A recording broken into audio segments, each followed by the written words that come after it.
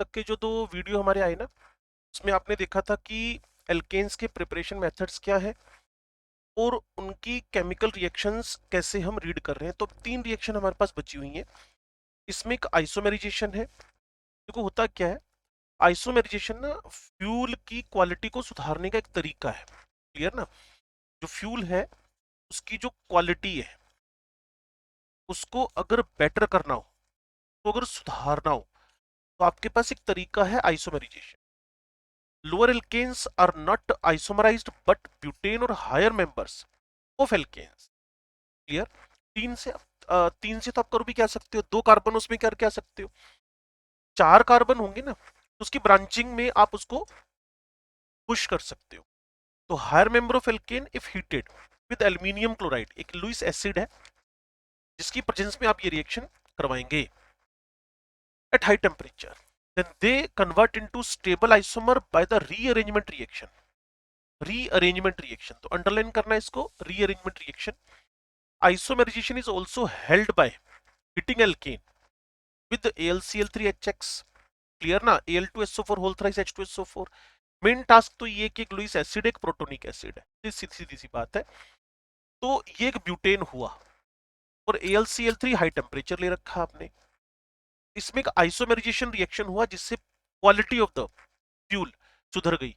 और quality of fuel से मतलब है एक अनब्रांच्ड अब ब्रांच्ड में कन्वर्ट हो गया है, अनब्रांच्ड अब ब्रांच्ड में कन्वर्ट हो गया है। तो ये एन ब्यूटेन और ये बन गया आइसो ब्यूटेन। अगर हम एन हेप्टेन लेते हैं, सीधे 7 कार्बन पे आ गया, then it converts into the most stable brome, that is a triptane. इसका ये ट्रिवियल नेम है ट्रिप्टेन। तो ये एन हेप्टेन हुआ, 2,2,3 ट्राइमिथाइल ब्यूटेन, इसको ट्रिप्टेन बोलते हो। If we take n octane तो आइसोक्टेन। आइसोक्टेन आपको पता ही है कि पेट्रोल का जो ऑक्टेन नंबर है वो आइसोक्टेन से ही बनता है। तो ट्रिप्टेन 2,2,3 ट्राइमिथाइल ब्यूटेन है। और जो आपके पास 2,2,4 ट्राइमिथाइल पेंटेन है वो आइसोक्टेन है, वो आइसोक्टेन है। चेक कर सकते हैं आप। ये मेरे पास एन ऑक्टेन हुआ, उसको उसने आइसोक्टेन में कन्वर्ट कर दिया सिमिलर कंडीशंस लेकर, और रीअरेंजमेंट रिएक्शन इसमें प्रोसीड की है। और जब कभी भी कोई रीअरेंजमेंट रिएक्शन प्रोसीड कर रही हो, तो देखिए आप थोड़ा सा ध्यान से कि ये वाला मिथाइल, यहां से ये जो मिथाइल ग्रुप है ये एडजसेंट में 1,2 मिथाइल शिफ्ट हुआ है और ये हाइड्रोजन इसके एडजसेंट में, और AlCl3 होने की वजह से कहीं ना कहीं आप शक कर सकते हो कि इसने H माइनस लिया होगा। एल्केन्स में से H यहां से इजिली हटाने देंगे नहीं, लेकिन कहीं ना कहीं एक कैटालिटिक फोर्स है और प्रोटॉन भी साथ में ले रहे हो, तो मोस्ट पॉसिबिलिटी है कि H माइनस के फॉर्म में यहां से गया हो, और ये जो आपके पास यहाँ कार्बोक्टेन बना वहां से मिथाइल माइनस शिफ्ट होकर उसको रीअरेंज कर रहे हो। मोस्ट प्रोबेबल केस है ये। Reaction is used in the petroleum industry, जैसा कि मैं आपको बता रहा हूं, इससे फ्यूल की क्वालिटी को हम सुधारते हैं। With the help of this reaction we can convert unbranched alkane to the branched alkane. Same fuel की क्वालिटी को सुधारने का एक बहुत बढ़िया तरीका है आइसोमेराइजेशन। और एक खास बात क्या है, एल्केन्स में, एल्कीन्स में और एल्काइंस में सब जगहों पर आइसोमेराइजेशन रिएक्शन चलती जरूर है। लोअर ऑक्टेन नंबर को हायर ऑक्टेन नंबर की तरफ अगर आप लेके जाना चाहते हो, तो आपको आइसोमेराइजेशन का सपोर्ट लेना चाहिए। और bad fuel to good fuel, जैसा कि हम बार बार बोलते हैं। फिर भाई सीधी सी बात है, कंबशन की रिएक्शन है, बर्निंग करवानी है बस। Combustion is a rapid oxidation that takes place at high temperature. लेकिन ध्यान रखने वाली बात है, एक रिएक्शन थी पायरोलाइसिस, वहां भी टेम्परेचर हाई था, वहां ऑक्सीजन एब्सेंट था। यहां ऑक्सीजन आपको लेकर ही चलना पड़ेगा, कंप्लीट कंबशन बोलते। तो जितने कार्बन होंगे उतने CO2, जितने हाइड्रोजन होंगे उसके हाफ वाटर मोलिक्यूल्स बन जाने हैं।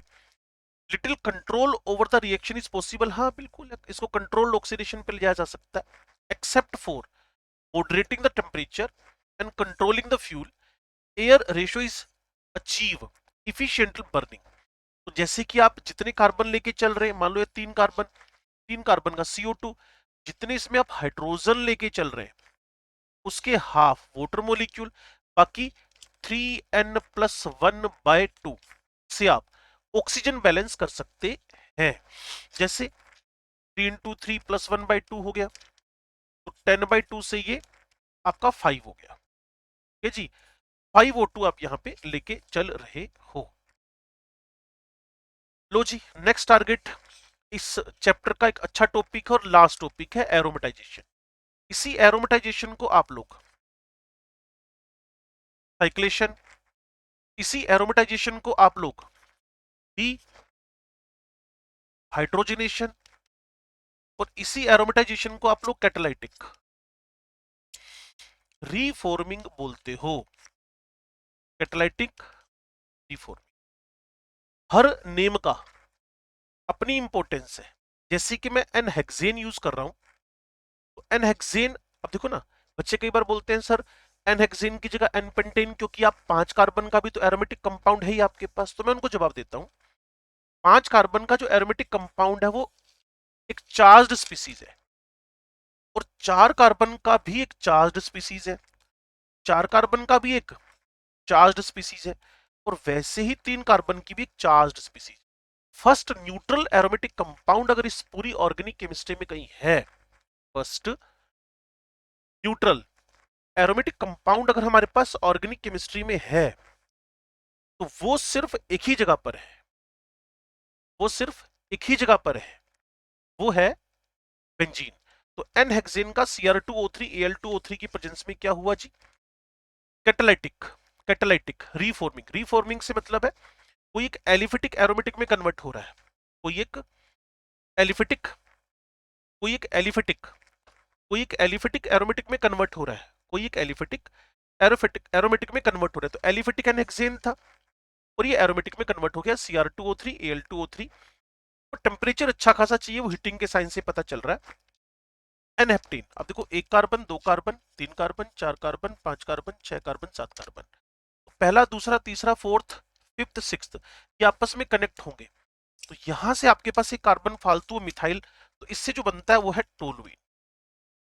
और ऐसे जब 8 कार्बन लेके चलोगे आप, ऐसे जब आप लोग 8 कार्बन लेके चलोगे, तो 8 कार्बन में जो पॉसिबिलिटी और प्रोबेबिलिटी है 2, 4, 6, 8 है। फर्स्ट को और सिक्स्थ को जोड़ दोगे तो इथाइल बेंजीन बन जाएगा, और अगर सेकंड को और सिक्स्थ को जोड़ दोगे, 2 मिथाइल आपके साइड में ये बचे रहेंगे, जो कि इसको ऑर्थोजैलीन बनाएंगे, जो उसको ऑर्थोजैलीन में कन्वर्ट करेंगे। तो हमारे पास एल्केन के प्रिपरेशन, एल्केन की फिजिकल, एल्केन के केमिकल रिएक्शन ये टारगेट चल रहे थे, और इस वीडियो को आपको जरूर देखना चाहिए। तो अब हम आगे की तरफ बढ़ते हैं। तो यहां सिंगल कंप्लीट चार्ट में एल्केन्स को बता दिया गया है। तो हम भी देखते हैं कितना टाइम इसमें लगता है। जैसे इस वीडियो को भी 8 मिनट के आसपास हुए, तो मान लो 8:15 पे, 8 मिनट 15 सेकंड पे इनको शुरू करते हैं, फिर देखेंगे टाइम कितना लगता है। स्टार्ट कर रहे हैं। Alkynes, hydrogenation, alkanes, alkenes, Sabatier Anderson in the presence of nickel, then alkanes, alkyl halide का zinc copper HCl, red P HI, lithium aluminium hydride with few precautions, alkanes, RX Wurtz reaction RR alkane, RX Franklin reaction RR alkane, RX Corehouse reaction जिसमें tertiary avoid करने, primary आप यहां लेकर चले और tertiary R alkyl negative की जगह लेकर चले alkane. Grignard Zerewitinoff of active hydrogen determination, again alkane RH बनेगा। Aldehyde ketone acid acid derivatives red PHI सभी को खत्म करके एल्केन में कोरस्पॉन्डिंग एल्केन्स, कीटोन का क्लिमेंशन एल्केन, बस सीओ को CH2 में कन्वर्ट कर दें। उसके बाद वोल्फ किश्नर RCOR, RCOR, जिसमें आप क्या कर रहे हो, इसमें आप हाइड्रोजन पे रिएक्शन करा के हाइड्रोजन फिर बेस की प्रेजेंस में CO को CH2 में कन्वर्ट कर रहे हो। एक था ट्राई एन एल्काइल बोरेन बने, उसका अगर रिडक्शन करवा दो तो एल्केन। ये soda lime decarboxylation RH is the answer, और कोल्प्स तो RR आपका आंसर। जो इसकी रिएक्शंस है, जो इसकी जनरल रिएक्शंस है, उसमें हेलोजिनेशन करवाया RX बना। जो क्वेश्चन बनते हैं, how many mono haloalkanes will be formed, how many mono halogenation या mono haloalkanes are formed. Nitration, जिसपे carbon carbon carbon hydrogen bond break होएगा। सल्फोनेशन, जो एक अच्छा लिविंग ग्रुप है एल्केन, सल्फोनिक एसिड बनेगा। SO2Cl2 जिसको रीड्स रिएक्शन बोलते हैं, डिटर्जेंट बनाने में यूजफुल है, RSO2Cl बनेगा। ब्रांच्ड एल्केन्स बनाने हो अनब्रांच से, आइसोमेराइजेशन जो इसी वीडियो का पार्ट था वो बनेगा। पायरोलाइसिस पिछले वीडियो का पार्ट था जिसमें एक हायर एल्केन को लोअर एल्केन में, स्मॉलर एल्केन में और एल्कीन में कन्वर्ट करते हो। फिर एरोमेटाइजेशन जो इसी रिएक्शन का इसी वीडियो का पार्ट था जिसमें एक 6 कार्बन मिनिमम लेकर हेक्सेन बनाते हो। फिर है आपके पास डाईएजोमीथेन, ये रिएक्शन कहीं थी नहीं तो आप समझ लें जब भी आपके पास कोई एल्केन हो उसमें इंसर्शन रिएक्शन करवानी हो, है ना, इंसर्शन रिएक्शन करवानी हो तो डायजोमीथेन इंसर्शन रिएक्शन करवाने में कैपेबल हो जाएगा। इंसर्शन रिएक्शन में एक H हटेगा, वहां CH2 जुड़ जाएगा, या इसी का दूसरा ऑप्शन आपके पास क्या है, CH3, CH2, CH2, यहां H हटेगा और उसकी जगह पर CH2 लग जाएगा। तो इंसर्शन रिएक्शन है जो डाइजोमीथेन करवा सकता है। ठीक है जी, तो ये हमारे पास एक फास्टेस्ट वे में 8:15 से 11:15 3 मिनट में हमने इसका रिवीजन कर लिया है। तो अगला पार्ट इस चैप्टर के अंदर आपको मिलता है एल्कीन्स, तो उसके बारे में हम पढ़ना स्टार्ट करते हैं, कुछ क्वेश्चंस उठा लेते हैं तो उससे हमें एग्जैक्ट समझ में आ जाएगी बात। देखो जी, पहला क्वेश्चन है which of the following alkane can't be made in good yield by the Wurtz reaction. तो 2020 का क्वेश्चन है, तो बड़ा प्यारा सा जवाब बनेगा। ये अगर सिमेट्रिकल हो जैसा कि मेरे एक दो वीडियो में फर्स्ट और सेकंड में, तो सिमेट्रिकल हो तो ज्यादा अच्छा है। 2,3 डाइमिथाइल ब्यूटेन, उसने कहा कांट बी मेड, तो ये तो बनाया जा सकता है। तो भाई ये भी इवन है, ये भी इवन है, ये भी इवन है, ये भाई साहब ओड है, तो सीधे सीधे इसको टिक मार। समझ तो आप गए होंगे। तो जी सेकंड क्वेश्चन की तरफ बढ़ते हैं। तो 2019 में नीट ओडिशा स्पेशल हुआ था, वो जो फ्लड एरिया था उस तरफ। The alkene that gives only one monochloro product on chlorination. अगर आप ढंग से पढ़ते हैं तो लिटरली कॉपी पेस्ट क्वेश्चन आते हैं। With chlorine in the presence of diffused sunlight, और वैसे भी क्लोरीन को डिफ्यूज्ड सनलाइट की ही नीड होती है। तो हमें एक मोनोक्लोरो प्रोडक्ट बनाना है, सिर्फ एक मोनोक्लोरो प्रोडक्ट बनाना है। तो चेक कर लेते हैं जी, थोड़ा सा गड़बड़ हुआ, ये कीबोर्ड पे मोबाइल का अटैक हो गया। तो जब आप ब्यूटेन पे 2,3 करेंगे तो भाई एक प्रोडक्ट यहां यहां यहां यहां, तो दो सेकंड सेकंड यहां आ जाएंगे, एक ही चाहिए। लो जी, आंसर पकड़ में आ गया। ये स्ट्रक्चर नियोपेंटेन का है and all carbon atoms are same, ये वाला ये वाला ये वाला ये वाला, एक ही प्रोडक्ट यहां बनेगा। ये answer should be B. N pentane 3 product दे सकता है अगर कायरल वगैरह ना गिने जाए, तो आइसोपेंटेन भी ज्यादा प्रोडक्ट दे देगा, 4-5 के आसपास। तो कुल मिलाकर हमें एक चाहिए था, तो आंसर आपका बी बन रहा है। और क्वेश्चन ढूंढे जी, ये लो 2018 में नीट वाले लिखते हैं hydrocarbon A, okay, reacts with bromine, ठीक हो गया, by substitution to form an alkyl bromide. इतनी बात समझ में आ गई, कोई एल्काइल हैलाइड था उस पे ब्रोमीन का रिएक्शन हुआ, आरबीआर बना जैसा कह रहा है, और सब्स्टिट्यूशन वर्ड यूज किया, which by Wurtz reaction is converted to gaseous hydrocarbon containing less than 4 carbon atoms। तो भाई सिंपल सी बात, अगर मैं इसका हेलोजिनेशन करवाता हूं तो इथाइल ब्रोमाइड बनाएगा, और फर्दर वर्ड्स करवाता हूं तो कम से कम 4 कार्बन आएंगे। यहां सब्स्टिट्यूशन एक्सपेक्टेड ही नहीं है, तो मेरा आंसर मीथेन के अलावा कुछ भी नहीं हो सकता। तो क्वेश्चन पढ़ना चाहिए, जल्दी उसको छोड़कर निकलना नहीं है। तो देखो आप किस लेवल का क्वेश्चन आ रहा है जिसको आप समझ चुके होंगे। चलिए आगे बढ़ते हैं, क्वेश्चन नंबर 4 की तरफ चलते हैं। नीट 2016 में पेज 1 में दिया गया correct statement regarding the comparison of staggered and Eclipse. इसी चैप्टर में ये ध्यान रखिएगा, जब आप alkane alkene alkyne chapter hydrocarbon पढ़ते हो तो उसके जो चैप्टर 13 नंबर चैप्टर 13 एनसीईआरटी की 11th क्लास का, तो उसी के अंदर हमें दिखा रखा होता है एग्जैक्टली किसके बारे में, about the staggered form eclipse form. तो ये भाई साहब बोल क्या रहे, the correct statement regarding the comparison of staggered and eclipse conformer. सबसे पहले तो हम इक्लिप्स देख ले, ये स्टैगर्ड बना दिया मैंने, स्टेबल पहले बन गया, और यहां इसका इक्लिप्स फॉर्म बन गया। ओके, सही बात बतानी है इसके बारे में, Eclipse conformation of ethane is more stable, ये तो बिल्कुल ब्लंडर हो गया, काट दो भाई इसको। Eclipse conformation of ethane is more stable, काट दो इसको यहां से। Staggered conformation of ethane is more stable रख लेते हैं जी। Staggered conformation of ethane is less stable, काट दो इसको, सीधा सीधा आंसर। इतनी सी बात है, अगर आप चैप्टर को ढंग से पढ़ के जा रहे हो और चैप्टर को ढंग से पढ़ कर गए, तो केमिस्ट्री वाले सर आपसे प्रॉमिस करते हैं कि आप कभी भी गलती से भी कोई क्वेश्चन, चाहे ऑर्गेनिक हो चाहे इनऑर्गेनिक हो, गलत करके नहीं आ सकते। 2016 पेज 2 का एल्केन का क्वेश्चन है, compound that will react most readily with gaseous bromine has a formula. The compound that will react most readily with gaseous bromine has a formula. सबसे फास्टेस्ट रिएक्ट कौन करेगी? तो चेक कर ले, ये आपके पास इथेन है, यहां आपके पास हाइन है, देन आपके पास ब्यूटेन है, फिर आपके पास इथेन। खास हम तो दिया नहीं उसने। गैसियस ब्रोमीन, क्योंकि ब्रोमीन लिक्विड में होता है। जब ब्रोमीन लिक्विड में, तो ब्रोमीन को जब आपने गैस में कहा, तो इसका मतलब टेम्परेचर क्या हो चुका है? बाय डिफॉल्ट हाई हो चुका है। तो हाई टेम्परेचर पे, और देखो इसमें ना एक खास बात है कि CCl4 टाइप के सोलवेंट एब्सेंट रखे हैं।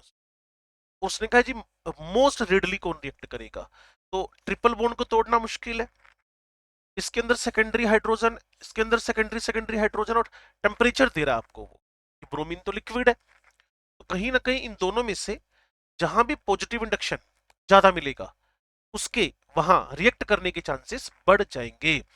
इथीन का भी बॉन्ड कंपेरेटिवली एडिशन रिएक्शन में डिफिकल्ट हो जाएगा। अब देखते हैं इसका पर्सपेक्टिव क्या रहा, तो एक बार इसको रीड कर लेते हैं हम लोग, क्या कह रहे हैं भाई साहब। देखो जी, इसने लिखा हमें, in gaseous state bromine forms free radicals, तो साफ सी बात है रिएक्शन इल्कीन और एल्काइन से तो परे हो गई है, और more prone to have free radical substitution. ठीक, C4H10 reacts more readily with gaseous bromine via free radical mechanism। अब ऐसा क्यों है, थोड़ा सा हमें ये समझना है कि अगर मैं आइसोप्रोपाइल बनाता हूं और मैं सेकेंडरी ब्यूटाइल बनाता हूं, तो इनमें से स्टेबल फ्री रेडिकल ये होएगा पॉजिटिव इंडक्शन होने की वजह से। तो इसीलिए इन्होंने ब्यूटेन आंसर को रिकमेंड किया है। क्वेश्चन अच्छी कैटेगरी में चला गया, और 2015-16 में वैसे भी इन लोगों ने थोड़ा सा गुस्से में आकर क्वेश्चन अच्छे ही डाले हुए थे। लिक्विड हाइड्रोकार्बन C5 से C17 तक है, can be converted to a mixture of gaseous hydrocarbon. तो भाई एक ही तरीका हो सकता है, वो है क्रैकिंग।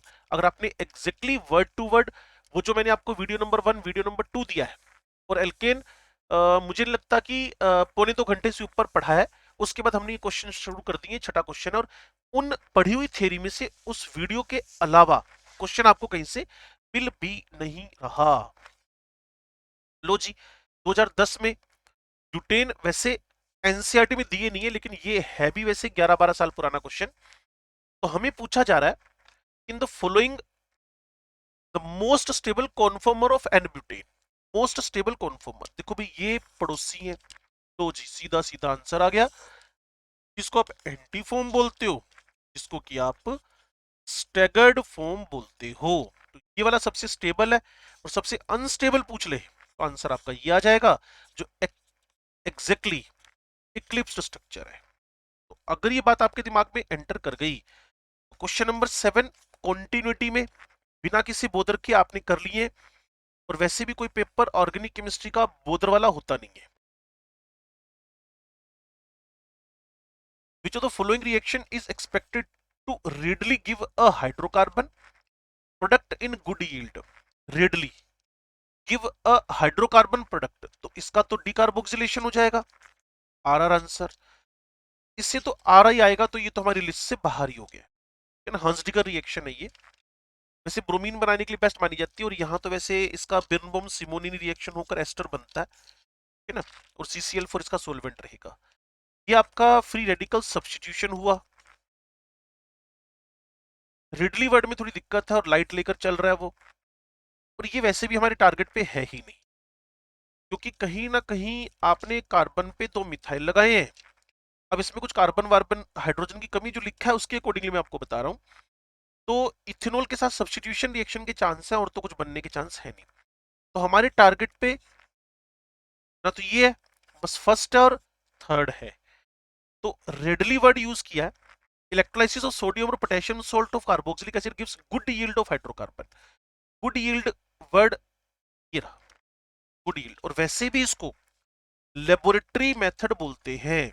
जब एनसीईआरटी पढ़ते हो ना, तो सोडा लाइम के साथ डीकार्बोक्सिलेशन एक लेबोरेटरी प्रिपरेशन है।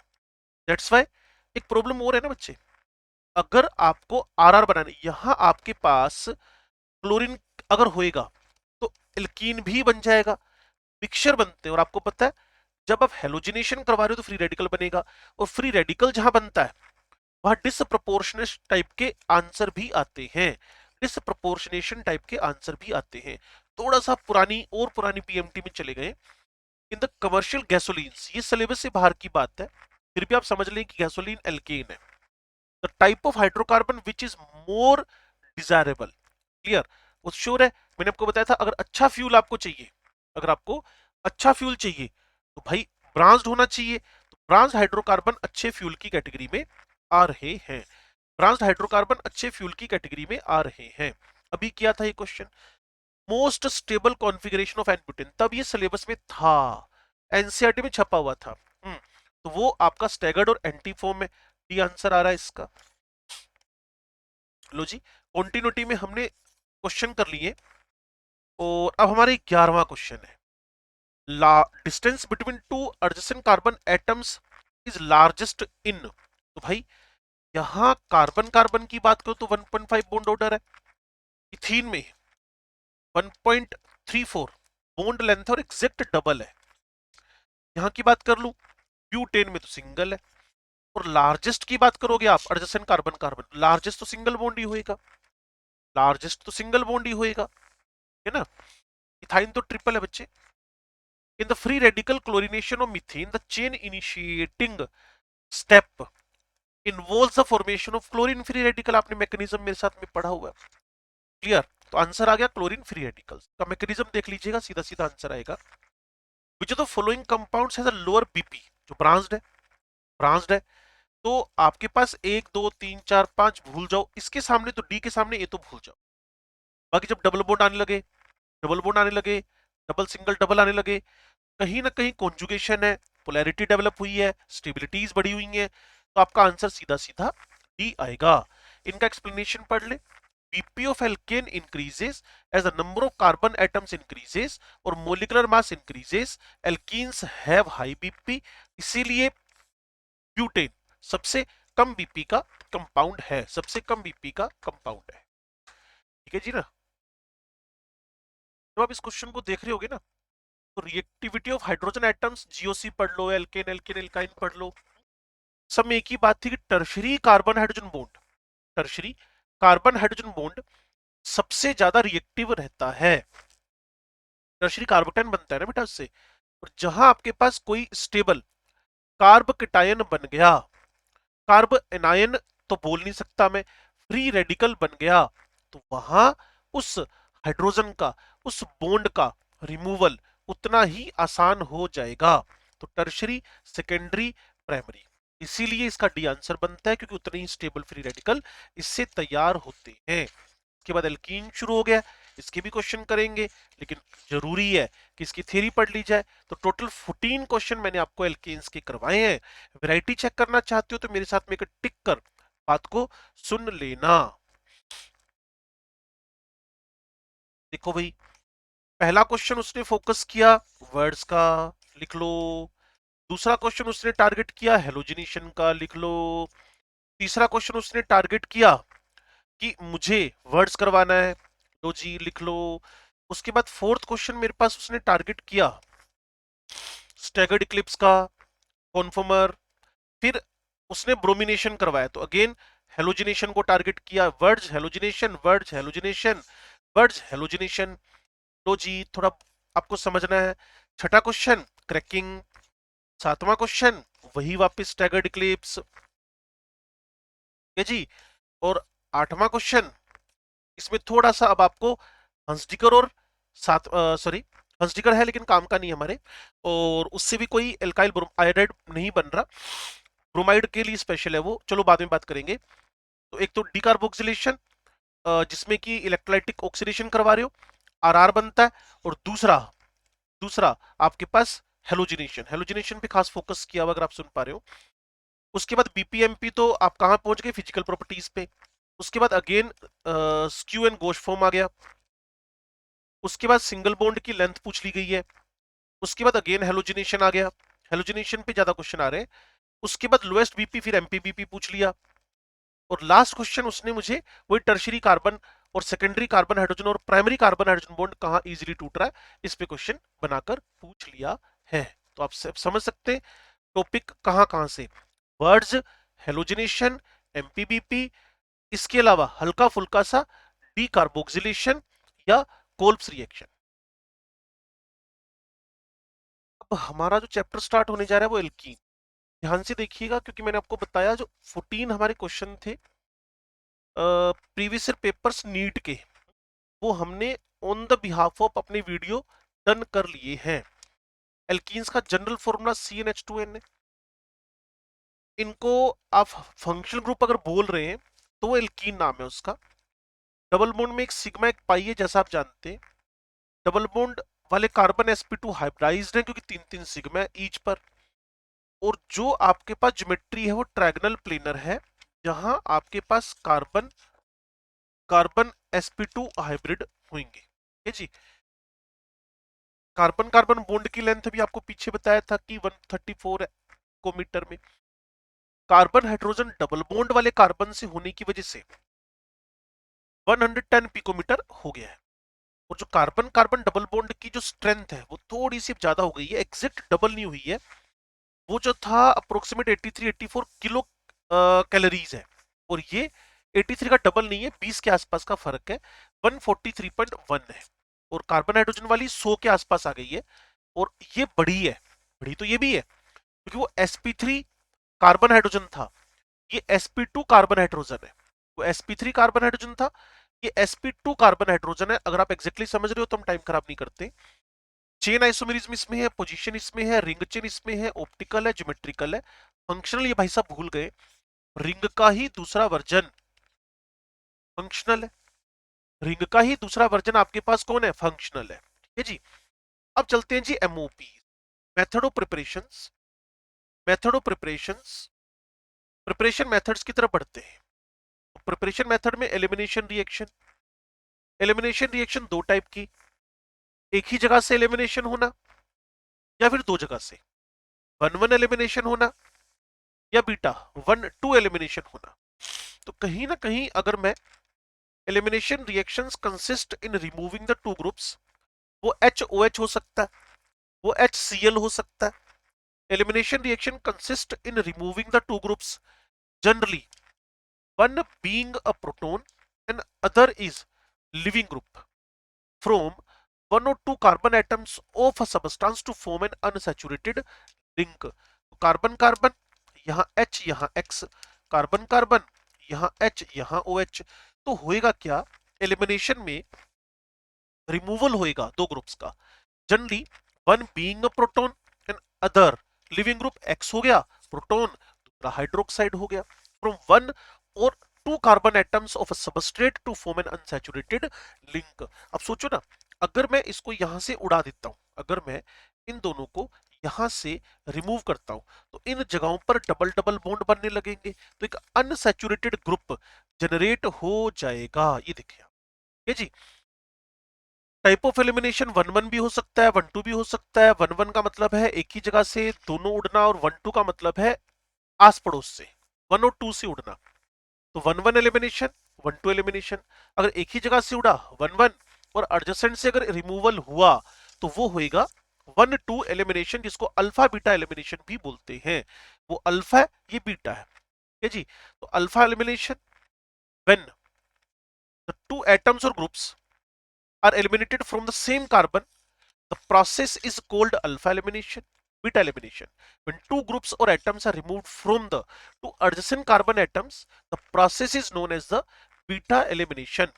Beta elimination, some important terms, substrate जो कि एलिमिनेशन में पार्टिसिपेट करके alkene they, the molecular ion which undergo change is cold, undergo change is cold, जिसमें खुद में चेंज आए वो सबस्ट्रेट है। वैसे जीओसी में आपको बताया हुआ भी है। बेस एलिमिनेशन करवाएगा, नेगेटिव हो सकता है इथोक्साइड टाइप से, न्यूट्रल हो सकता है ammonia lithium aluminium hydride type से, विच अब्स्ट्रैक्ट द प्रोटोन, प्रोटोन तो एसिड है तो बेस तो लाना पड़ेगा। लिविंग ग्रुप, लिविंग ग्रुप ये OH भी हो सकता है, ये हेलाइड भी हो सकता है। Like it is an ion or molecule which leaves a substrate with a pair of electron. The tendency of leaving group is inversely proportional to basic strength. Base तो लोन पे डोनर होती है ना बच्चे। तो बेसिक स्ट्रेंथ के बारे में आपको बार बार ये पता चलता जाएगा, बस जुड़े रहना और बात को सुनते रहना। बेसिक स्ट्रेंथ लिविंग ग्रुप का उल्टा चलता है। और अगर इसका इस तरीके से लाइन बोल दी जाए कि जो एसिडिक स्ट्रेंथ है इलेक्ट्रॉन खींचने वाले, वो एलजी ग्रुप का डायरेक्टली, लिविंग ग्रुप का डायरेक्टली चलता है। ठीक है जी। बेसिक इनवर्सली टू लिविंग और एसिडिक जो बेसिक है universally to leaving, acidic directly to leaving group होएगा। बाकी अगर किसी का लिविंग ग्रुप नेचर बढ़ाना है तो उसका साइज भी बल्कि कर दो, तो I माइनस एक अच्छा लिविंग ग्रुप माना जाता है। मान लो आप 5 किलो का एक बैग अपने इस कंधे पे लेके बैठे हो, इस कंधे पे लेके बैठे हो, तो 5 किलो का बैग और उसकी जगह 50 किलो का बैग रखोगे, 50 किलो के बैग का गिरने का चांस, लीव करने का चांस आपके शोल्डर से ज्यादा होएगा। तो जितना बड़ा साइज है, जितना बड़ा साइज है उसके रिमूवल के चांस उतने ही ज्यादा होने वाले हैं। दैट्स वाई हम बोलते हैं कि बड़ा लिविंग ग्रुप है तो उसके रिमूवल के चांस ज्यादा है, और छोटा लिविंग ग्रुप है तो उसके रिमूवल के चांस कम है। तो beta elimination can occur by 3 different mechanisms. Even mechanism है, E2 मैकेनिज्म है और इवन सीबी मैकेनिज्म है। तो उसके बारे में हम बात करने वाले हैं, ध्यान से सुनिएगा और समझिएगा। तो इवन मैकेनिज्म में हमें क्या सीखने को मिल रहा है, E2 में हमें सीखने को क्या मिल रहा है, क्लियर। और इसके आगे इवन सीबी में हमें सीखने को क्या मिल रहा है, ये सारी बातें हम आपसे बात करने वाले हैं। और फिर अल्फा एलिमिनेशन की मैकेनिज्म, तो काफी कुछ है हमारे पास सीखने के लिए। तो क्यों ना फिर इसको अगली वीडियो में डाला जाए, क्योंकि अब मुझे अब ऑफलाइन क्लासेस के लिए जाना है वाइटरे इंस्टीट्यूट सेक्टर 34। तब तक आप इसको प्रॉपरली सीख लें, रीड कर लें, और ऐसी सीरीज कंटिन्यू रहेगी विद क्वेश्चंस। इसके एल्कीन के खत्म होती मैं एल्कीन के क्वेश्चन इसमें जोड़ दूंगा, ऐड कर दूंगा, लेकिन इस लाइनों को ध्यान से आपको पढ़ना पड़ेगा, तब बात बनेगी। तब तक के लिए नमस्कार, मिलते हैं जी। हेल्दी रहिए, पढ़ते रहिए। और एक परीक्षा पे चर्चा पे मोदी जी ने बात बोली, हमारे देश के प्रधानमंत्री ने बड़ी सिंपल बात बोली है, अगर आपका मन कहीं और है तो आपको सुनना बंद हो जाता है। माध्यम, मीडियम मैटर नहीं करता, आप ऑनलाइन पढ़ रहे हैं ऑफलाइन पढ़ रहे हैं, मीडियम डजंट मैटर, मैटर आपका मन है। और इस बात को आप थोड़ा सा आंखें बंद करके सोचना, तब आपको पता चलेगा इस लाइन में कितना बड़ा ट्रुथ है।